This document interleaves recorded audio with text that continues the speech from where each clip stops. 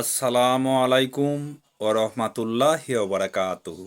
YouTube ভিডিওতে সকলকেই স্বাগতম জানানো হচ্ছে। আপনারা জানেন যে আজকে মানুষ শুধু টাকার জন্য দৌড়ে বেড়াচ্ছে, টাকা ছাড়া আর কিছু চেনে না কো। মান সম্মান শুধু টাকার মধ্যেই জড়িত আছে, টাকার ওপরই সব কিছু। ধরুন, আপনি জানেন যে মানুষ এখন মিথ্যে কথা বললে বা কোনো কিছু নোংরা কাজ করলে এগুলো জানেন যে মান সম্মান নষ্ট হয়। কিন্তু আপনারা জানেন যে টাকা যদি থাকে, সে টাকার থেকে মান সম্মান তো আর কিছু নেই। টাকা এমন একটা সম্মান যেটা আর থাকলে আর অন্য কিছুর প্রয়োজন পড়ে না। টাকা থাকলে আপনি যদি মিথ্যেবাদীও হন, কিন্তু আপনি এই মিথ্যেবাদী করে প্রচুর টাকা ইনকাম করছেন। আপনি কোনো কিছু কাজ করে, যেমন ছোট কাজ করুক, লোকের মেরে মুড়ে নিয়েও যদি আপনি টাকার পাহাড় করে নিতে পারেন, তাহলে আপনার ওই টাকাটাতে সম্মান চলে আসবে, আর পিছনেরগুলো তো মানুষ আস্তে আস্তে ভুলে যাবে। টাকাটাকে দেখবে মানুষ। আপনি ওই কিছু দু নম্বরই করে বেশ টাকার পাহাড় গড়ে ফেললেন, এবারে পরবর্তীকালে আপনি কিছু মানুষকে দান করলেন, কিছু মানুষকে উপকার করলেন, হ্যাঁ, তো সেটা বলবে খুব না, খুব ভালো লোক, খুব ভালো লোক। এটা তো আপনার তো সম্মান বেড়ে গেল। আপনি দু নম্বরই করে টাকা জোগাড় করেছেন, কি মিথ্যেবাদী বলে লোককে ঢপ দিয়ে চিটিংবাজি করে করেছেন, সেটা বিগত অতীত হয়ে যাচ্ছে। আপনার বর্তমানে আপনি কি করছেন সেটা দেখবে। তো এইভাবে সম্মান বৃদ্ধি হয় টাকার জন্য। তো অতএব টাকা পেতে গেলে মানুষকে যদি, মানুষকে এ, কোনো মানুষকে কাঁদিয়েও যদি আপনি টাকা পাহাড় গড়ে নিতে পারেন, তাহলেও কোনো অসুবিধা নাই। আপনার কাছে টাকা, আপনার কাছে সম্মান। তো যাই হোক, আপনারা দেখতে পাচ্ছেন যে এই যে বিশ্বের যে রাজনীতি হ্যাঁ চলছে এখন ধর্ম নিয়ে, এই ধর্মর পিছনে এই যে টাকাটা ইনকাম করা, ধর্মটা কিসের জন্য? না, টাকা ইনকাম করার জন্য। আপনারা দেখতে পাচ্ছেন যে আজকে বাংলাদেশ ইসলাম ধর্মটাকে ধরে রাখছে, আবার ইরানে ইসলাম ধর্মটাকে ছাড়ার জন্য আন্দোলন করছে। হ্যাঁ, ইসলামটাকে ছাড়ার জন্য তারা আন্দোলন করছে, আবার বাংলাদেশ সে ইসলামটাকে ধরে রাখার জন্য আন্দোলন করছে। যে আমরা ইসলামের নীতি মানে মানতে চাই, ইসলামের রীতি নীতি আমরা প্রশাসনিক রাজনীতিতে কাজে লাগাতে চাই, এর জন্যে। আবার ইরানে হচ্ছে ইসলাম বর্জন করতে চাইছে। এখন আপনাদের বলা হচ্ছে যে এই যে আগে দেখা যেত যে যখন মানুষ চাঁদে যাওয়ার জন্য বিজ্ঞানীরা চাঁদে গিয়েছিল, সেই চাঁদে যাওয়ার জন্য তখন বলেছিল যে ওই পবিত্র জায়গায় কখনো মানুষে পা দিতে পারে। ওগুলো সব ভুয়ো মিথ্যে কথা। তারপরে যখন সরাসরিভাবে বিজ্ঞানের উন্নতির ফলে আরও সব মহাকাশযান পাঠালো, তখন আর রাখা গেল না খবরটাকে চাপা দিয়ে। তখন বলল এই চাঁদে ওই বিজ্ঞানীরা ওই কোরআন দেখে চাঁদে গেছে। তো এইভাবে যখন যে যেভাবে পেয়েছে সেইভাবে সব কাজে লাগিয়েছে ধর্মটাকে, শুধু টাকা ইনকামের জন্য। এই এই ধর্ম যদি কেউ প্রকৃত করে, তো জানবেন যে সে তার সংসার বাড়ি ঘরদোর তার থাকবে না, বড় বড় বিল্ডিং থাকবে না, টাকা থাকবে না, শুধু খাওয়া পড়াটাই তার জুটবে। একদম ভাঙা ফুটো ঘরে বাস করতে হচ্ছে, টালির ঘর, মাটির ঘর, এরম ঘরে বাস করছে, দিয়ে ধর্ম প্রচার করছে। তখন জানবেন যে এটা প্রকৃত সে ধর্ম পালন করছে। এখন প্রকৃত ধর্ম পালন করার জন্যেই সব কিছু, মানে ধর্ম ভয়ে, আল্লাহর ভয়ে মানুষ ধর্ম প্রচার করছে, বা মানুষ ধর্মটাকে জাগিয়ে রাখার জন্যে। আরে বাবা, মানুষ পাপে পরিণত হবে, মানুষ পাপে চলে যাবে, গিয়ে নরকে স্থান হবে, বাবা আমি প্রচার করি, মানুষকে জ্ঞান দিই, মানুষকে শিক্ষা দিই। এই জন্যে কিন্তু ধর্ম পালন করে না। তুমি নরকে যাবে, বা তোমাকে উদ্ধার করতে হবে, তাই ওকে সৎ পথে সৎ উপদেশ দিই, তুমি এরম বলো না, এরম করো না, এইভাবে চলো, ওইভাবে চলো। এইভাবে বিনা বেতনে, বিনা পরিশ্রমে, বিনা মূল্যে এরম কেউ শিক্ষা দিচ্ছে কি? তাদের লাভের জন্যে ধর্মশিক্ষা। বেতন ছাড়া, টাকা ছাড়া কেউ তো নিজের পেটে খেয়ে লোককে শিক্ষা দিতে আসছে না। কেউ আসছে কি আপনারা বলুন, যে নিজের পেট ভাতে খেয়ে নিজের খেয়ে লোককে শিক্ষা দিতে যাচ্ছে? সব কিছু এই নোট, সব কিছুতেই নোট। তাই নোট ছাড়া কেউ শিক্ষা দিচ্ছে না। তাই এটা কি করে প্রকৃত ধর্ম বলা যায় বলুন? বিনা বেতনে, বিনা পরিশ্রমে, বিনা স্বার্থে যে মানুষকে শিক্ষা দেয় সেই প্রকৃত ধার্মিক। কোনো লোভের আশা না করে, কোনো পাওয়ার আশা না করে, শুধু বিনা পেটে খেয়ে অন্য কাজকর্ম করে নামাজ পড়তে যাচ্ছে, রোজা পালন করছে, নামাজ পড়ছে, তিনারাই হচ্ছে প্রকৃত ধার্মিক। তিনারাই প্রকৃত ধার্মিক। এর মধ্যে কোনো রাজনৈতিক ছল থাকবে না, যে আমি নামাজ পড়তে গেলে আমাকে লোক, আমি এই অমুক কমিটির সেক্রেটারি দিয়ে আমাকে মানবে, আরও বলবে না খুব সৎ, এই জন্য কেউ ইসলাম নামাজ পড়তে যায় লোক দেখানোর জন্য। তা সব পাবার জন্যে, শুধু শুধু পাবার জন্যে। তো পাবার জন্যে যারা ধর্ম পালন করে, তাদের ধর্মটা প্রকৃত ধর্ম হতে পারে কি আপনারা বলুন? যে কোনো একটা স্বার্থ আছে, যে কোনো স্বার্থ ওর মধ্যে জড়িত আছে, তাদের কি দেখবেন এই ধর্ম নিয়ে বাড়াবাড়ি করে। কিন্তু যাদের স্বার্থ নেই তারা ধর্ম নিয়ে বাড়াবাড়ি করে না। স্বার্থ ছাড়া নামাজ পড়ছে, 5 ওয়াক্ত নামাজ পড়ছে স্বার্থ ছাড়া, তার সঙ্গে কোনো কিচ্ছু জড়িত থাকবে না। ওই ইসলামের বলুন আর ওই ধর্ম নিয়ে বলুন, তার সঙ্গে ধর্মের কোনো সম্পর্ক নেই। তার ইনকামের সঙ্গেও কোনো ধর্মের সম্পর্ক নেই। হ্যাঁ, তার ইনকামের সঙ্গে, তার সংসারের খাওয়া পড়ার সঙ্গে কোনো ইসলামের সম্পর্ক নেই, নামাজ পড়ার, রোজা রাখার কোনো সম্পর্ক নেই।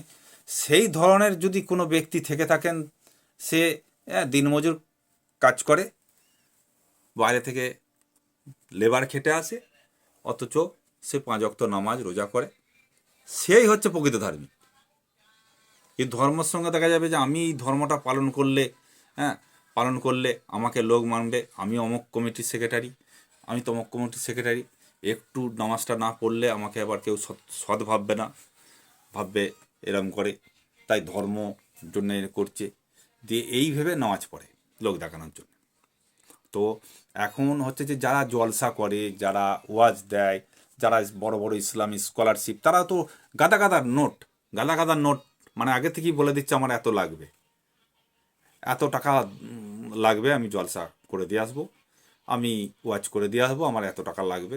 কন্ট্যাক্ট হয়ে যাচ্ছে, হ্যাঁ, সে কন্ট্যাক্ট করে যাচ্ছে, প্লেনে, উড়োজাহাজে, হেলিকপ্টারে চেপে ওয়াজ করতে যাচ্ছে, জলসা করতে যাচ্ছে, বিভিন্ন স্কলারশিপেরা গাদা গাদা টাকা ইনকাম করে নিয়ে চলে আসছে। হ্যাঁ, এখন বলতে গেলে বলবে যে আমরা যে টাকাটা নিই এগুলো এতিম, মাদ্রাসায় এতিম, মাদ্রাসায় দান করি, হ্যাঁ, মাদ্রাসা নির্মাণ করি, মাদ্রাসায় খরচা দিই, এসব বলবে।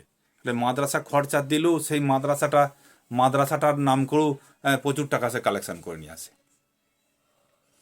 তো এইভাবে কীভাবে ধর্ম বলুন? নোটের বিনিময়ে বলা আছে, সূরা বাকারায় তো বলা আছে যে কোনো কিছু সামান্য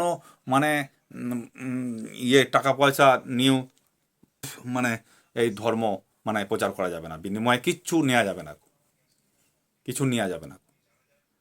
আমি ধর্ম প্রচার করব, মানুষকে ভালো শিক্ষা দেবো, এর বিনিময়ে কিচ্ছু নেওয়া যাবে না। আমি লোকের বাড়ি কোরআন পড়ে দিয়ে আসবো, সবিনা খাতুম করে আসবো, বিনা পয়সায়, বিনা ইয়েতে।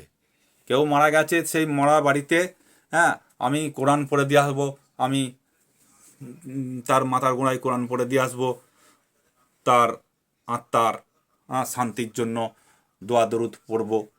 এইটা বিনা স্বার্থে পড়তে হবে, তবে স্বেচ্ছায় যদি দেয় সে নিতে পারে, সেটা বারণ নেই। কিন্তু আমি বলতে পারবো না দাও, কিছু দাও, আমি কোরআন পড়ে দেবো। কিন্তু এখনকার আপনার মানুষ আপনি পাবেন যে হ্যাঁ অমুকের বাড়িতে মারা গেছে, এক খতম কোরআন পড়ে দেবে আমাদের, এসো না বাড়িতে একটু কোরআন পড়ে দিয়ে যাবে, হ্যাঁ, আসবে, হ্যাঁ, বিনা স্বার্থে যে 1 ঘন্টা কি আধ ঘন্টা আমাকে পড়ে দেবে, আসবে না। নোট দিলে তবে আসবে। তা কি বলুন যে কে প্রকৃত ধর্ম পালন করছে? ধর্মর জায়গায় নেই কো, ধর্মটা রাজনীতিতে চলে গেছে, ধর্মটা স্বার্থের জায়গায় চলে গেছে, ধর্মটা একটা ব্যবসায় পরিণত হয়ে গেছে, আর ধর্মটা ধর্মর রাস্তায় নেই কো।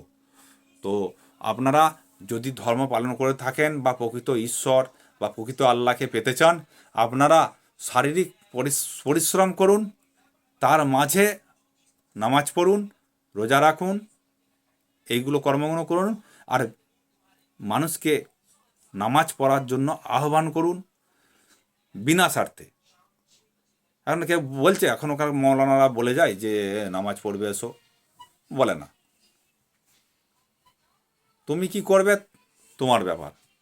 মৌলানার বেতন পাবে, নামাজ পড়াবে, বেতনে পোষাবে না, হ্যাঁ, নামাজ পড়াবে না, সে চলে যাবে যেখানে বেশি বেতন পাবে বা অন্য কোনো কাজে লেগে যাবে। তো আপনারা চিন্তা করে দেখুন, এই ধর্ম নিয়ে এত মাতামাতি করছেন, এত খুন খারাপি করছেন, এগুলো কিন্তু ঠিক নয়।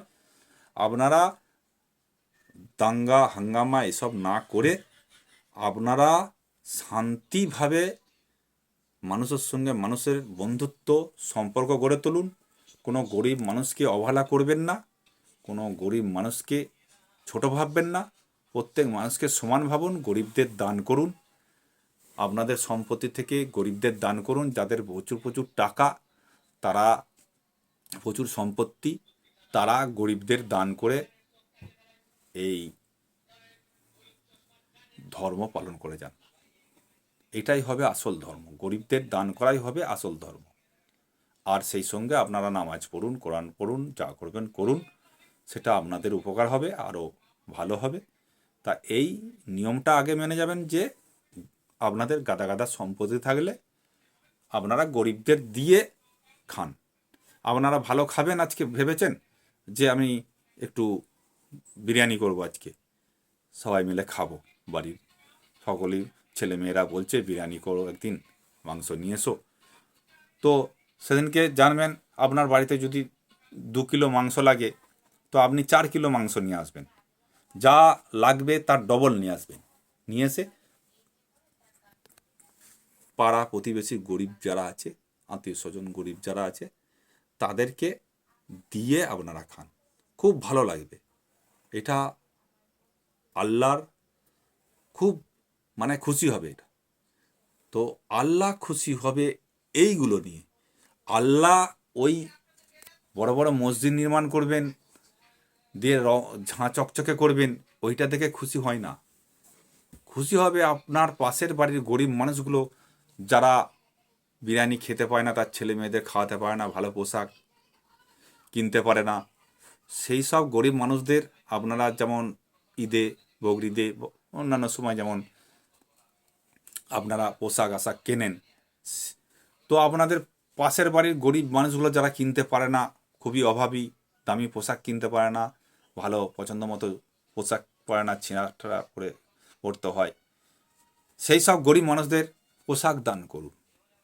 যারা খেতে পায় না, তাদেরকে 2 বস্তা চাল আর মাঝে মাঝে বিরিয়ানি করুন, খান, বাড়ির পরিবার সকলকে নিয়ে খান, এবং পাশের বাড়ির গরিব মানুষগুলোকে খেতে দিন। এটাই হবে আসল ধর্ম। তো আপনারা প্রকৃত ধর্ম পালন করুন এইভাবে, গরিবদের দান করার মাধ্যমে, এইভাবে প্রকৃত ধর্ম পালন করুন। আর বিনা স্বার্থে এই আল্লাহর বাণী, কোরআনের বাণী আপনারা প্রচার করুন, কোনো অর্থের বিনিময়ে নয়। তো সকলকেই ভালো কাজ, নামাজ এবং গরিবদের দান করার জন্য উৎসাহ প্রদান করি। সকলেই ভালো থাকুন, সকলেই শান্তিময় জীবন গড়ে তুলুন, এই কামনা করে ইউটিউব ভিডিও থেকে বিদায় নিচ্ছি। সকলেই ভালো থাকবেন, সুস্থ থাকবেন। দেখা হবে পরবর্তী কোনো ভিডিওতে। বিদায়।